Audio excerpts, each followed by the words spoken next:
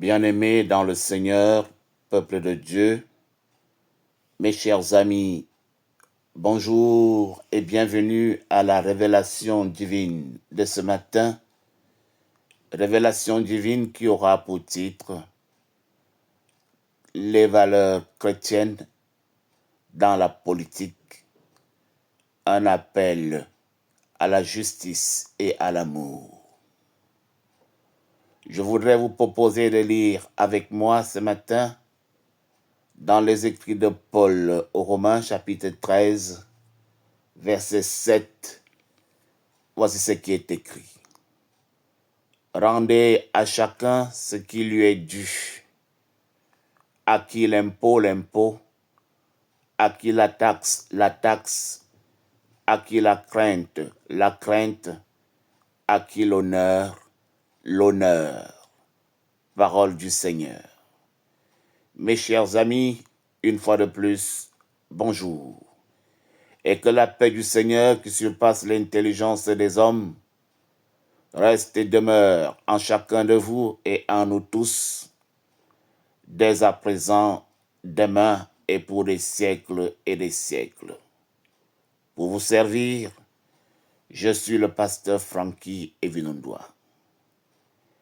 Mes chers amis, je dois vous le dire ce matin, alors que nos cœurs sont pleins de chaleur, parce que nous sommes tous dans l'attente des résultats des élections politiques au Cameroun, je dois vous dire, dans le cadre de la révélation divine de ce matin, que en tant que chrétiens, et j'espère que nous le sommes tous, nous sommes appelés à vivre selon les principes de la parole de Dieu dans tous les domaines de notre vie, y compris dans la politique.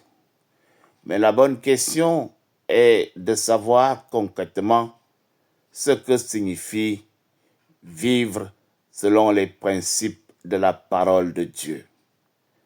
Comment pouvons-nous appliquer les valeurs chrétiennes dans le paysage politique? En effet, mes chers amis, la Bible nous enseigne que les autorités civiles surtout sont établies par Dieu exactement pour promouvoir le bien, pour punir le mal. C'est du moins ce qui ressort de l'épître de Paul aux Romains au chapitre 13, du verset 1 au verset 4. En tant que chrétiens, nous sommes appelés à nous soumettre aux autorités. Nous sommes appelés à prier pour ceux qui sont au pouvoir. Paul le dit à Timothée dans 1 Timothée chapitre 2, du verset 1 au verset 4. Cela ne signifie pas que nous devons approuver tout ce que font les dirigeants, mais plutôt que nous devons respecter leur rôle et leurs autorités. Cependant, mes chers amis, la soumission aux autorités ne signifie pas que nous devons abandonner nos valeurs chrétiennes.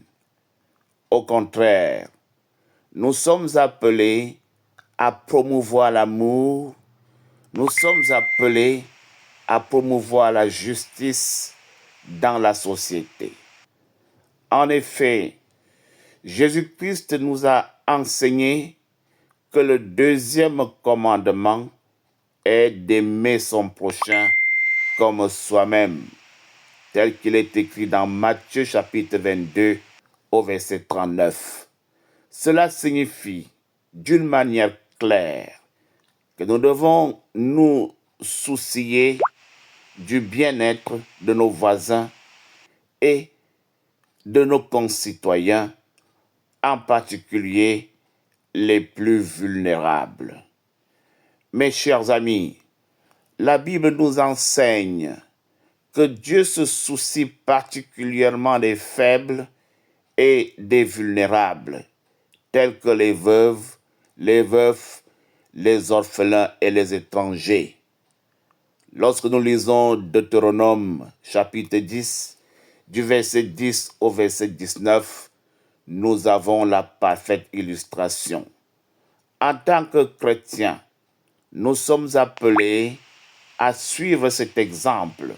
Nous sommes appelés à défendre les droits de ceux qui sont marginalisés, les droits de ceux qui sont opprimés. Enfin, mes chers amis, la Bible nous enseigne que la justice et l'intégrité sont des valeurs essentielles pour les chrétiens. Nous sommes appelés à être des témoins de la vérité, et nous sommes appelés à promouvoir la justice dans la société. Proverbe chapitre 10 au verset 9. Cela signifie, mes chers amis, que dans tout acte que nous posons, nous devons nous opposer à la corruption. Nous devons nous opposer à l'injustice. Et nous devons, au contraire, promouvoir des politiques qui favorisent l'égalité, des politiques qui favorisent la transparence. Peuple de Dieu, en tant que chrétiens, nous sommes donc appelés à vivre selon les principes de la parole de Dieu dans tous les domaines de notre vie, y compris en politique. Cela signifie très clairement promouvoir l'amour, promouvoir la justice, la protection des faibles et l'intégrité. Nous devons nous soumettre aux autorités, mais aussi, en nous soumettant, nous devons défendre les valeurs chrétiennes et promouvoir un monde plus juste, un monde plein d'amour, pour que, malgré tout, et quelles que soient les difficultés qui sont devant nous, quel que soit le résultat des urnes, que nous puissions préserver la paix. Que le Seigneur nous bénisse, que le Seigneur vous garde. Prions ensemble. Éternel notre Dieu, notre Père, nous venons devant toi avec humilité et amour. Nous voulons te remercier pour ta présence dans nos vies et surtout pour les bénédictions que tu nous as déjà données. Nous voulons te prier pour que tu guides et que tu protèges dans les temps de trouble, les temps de stress, les temps d'incertitude des enfants, comme c'est le cas actuellement, lorsque le monde est en effervescence sur le plan politique. Pense particulièrement à nos frères et sœurs du Cameroun, mais aussi à ceux de Côte d'Ivoire, qui sont dans la mouvance électorale. Aide-nous à rester centrés sur toi. Aide-nous à suivre les bons enseignements. Seigneur, donne-nous la force d'aimer contre vents et marées, comme tu nous as aimés. Donne-nous la force de pardonner, comme tu nous as pardonnés. Donne-nous la force de servir les autres avec compassion et humilité, comme toi tu nous as servis. Nous voulons te confier nos peurs, nous voulons te confier nos angoisses, nous voulons te confier nos doutes. Remplis-nous de ta paix, remplis-nous de ta lumière. Aide-nous à être des témoins de ton amour, aide-nous à être des témoins de ta vérité dans le monde, afin que nos vies soient une réflexion et une grâce et une bonté, telle que toi tu le souhaites. Seigneur, exauce-nous au nom de Jésus-Christ, notre Seigneur et Sauveur. Amen. Bien-aimés dans le Seigneur, peuple de Dieu, voilà la révélation divine de ce matin. Au revoir et à